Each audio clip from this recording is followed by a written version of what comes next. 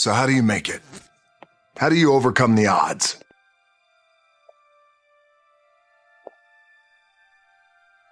I don't know what to say, really. 3 minutes to the biggest battle of our professional lives. All comes down to today. We're in hell right now, gentlemen. Believe me. And we can stay here, get the shit kicked out of us, or we can fight our way back into the light. We can climb out of hell. Or you could be like me. Dream of pro football, get hurt, dream over. Find yourself with just $7 in your pocket. So how did I get here? By being the hardest worker in the room. Now it's time to see who has the heart. Now is the time to prove to yourselves and prove to everyone out there you are somebody. You are worthy of something. And you're able to do something special that no one else in the world can do. Are you ready to go out there and take what's yours? Yeah! What you worked hard for? Yeah! All of us in life have things we want. We don't get what we want. We get what we have to have. We all get what we tolerate in ourselves and other people. But when you're no longer willing to tolerate something, that's when your life changes. Everyone in the world has a list of things they think they should do. I should lose weight. I should work out. I should spend more time with my kids. I should work harder. I should make more calls. I should. And then you know what? People don't do their shoulds and they get mad at themselves. They beat themselves up about it. What changes people is when your should becomes a must. When suddenly the thing you said should happen has to happen.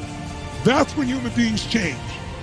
It's like if you want to take the island and you're the head of the army and you want to take the island, the most powerful way to take the island is burn the boats.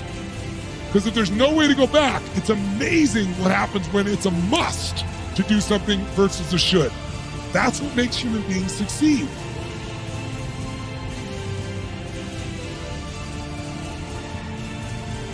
Ego is the success inhibitor. You have to do your best not to make decisions based off of ego, for sure. Success and failure are generally slow processes. Either slowly building things up or gradually tearing them down. And that's why I say you've got to pay attention. You have to watch. You have to watch every single second. Because those seconds, they turn into minutes. And minutes turn into hours, and hours turn into days, and days turn into years.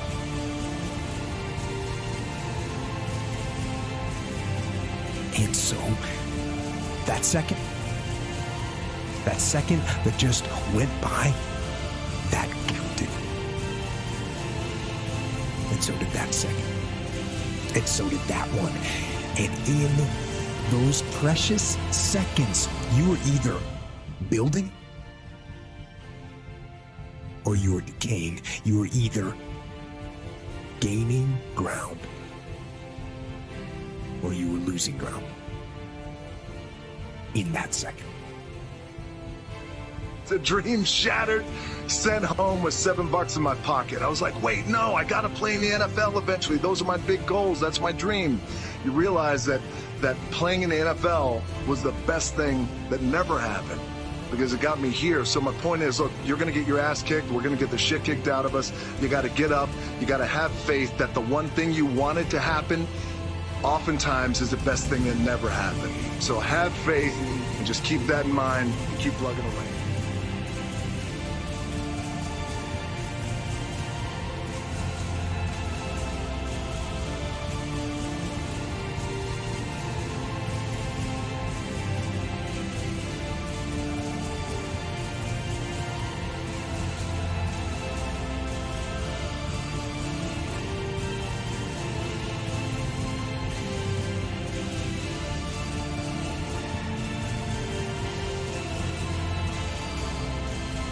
I'm gonna do this shit until they throw fucking dirt on top of my ass, until they bury me. You wanted me. Here I am. Pain is temporary. It may last for a minute, or an hour, or a day, or even a year. But eventually, it will subside, and something else will take its place. If I quit, however, it will last forever. There's two sides of pain that I don't think a lot of people really understand, right? There's one side of pain that's the suffering and the discomfort side of pain. You remember what that felt like. But then there's another side of pain that's called effort. It's called glory. It's called, if you can find a way to push through pain, there's something greater on the other side of it. I'm gonna prove to you that I can come back, that I will come back, because I got this motherfucker right here. I am determined. It's my motherfucking magnificent obsession. But let me tell you, when they split me open and I passed away 3 times from there, you talk about brought down. God damn. But this thing that we do was my motherfucking magnificent obsession. I was obsessed with this shit. I'm gonna do this shit until they throw fucking dirt on top of my ass, until they bury me.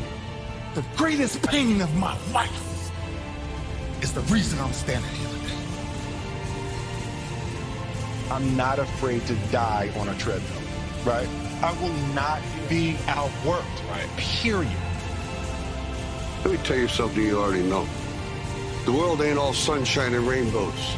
It's a very mean and nasty place, and I don't care how tough you are, it will beat you to your knees and keep you there permanently if you let it. You, me, or nobody is gonna hit as hard as life. But it ain't about how hard you hit. It's about how hard you can get hit and keep moving forward. How much you can take and keep moving forward. That's how winning is done. Now, if you know what you're worth, now go out and get what you're worth. But you gotta be willing to take the hits and not pointing fingers saying you ain't where you wanna be because of him or her or anybody. Cowards do that, and that ain't you. You're better than that. Anybody can dream it, but you'll never see it until you're willing to be committed to it. When I didn't have anything, church didn't have any members, I'd get off working at Carbide, and drive up the road and work on the church till I had to turn around and go back to work. We worked when we didn't have food. We worked when we didn't have lights. I was putting my whole check in the offering, all of it, trying to keep it going. When I finally got some staff, I went on the road preaching. And whatever I made on the road preaching, I brought it home to make the payroll of the staff. And sometimes I got them paid and couldn't pay me. Commitments. Looked like a fool. Didn't have any clothes. Sheets was falling off me. Lining wore out my clothes. Couldn't send them to the cleaners. Had to wash my suit in the washing machine. They laughed at me. Looked like an old raggedy country preacher. I had holes in my shoes. They laughed at me. They said that boy's lost his mind. He'll never be nothing.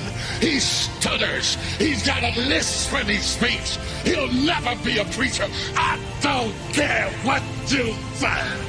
If you are committed to what you believe,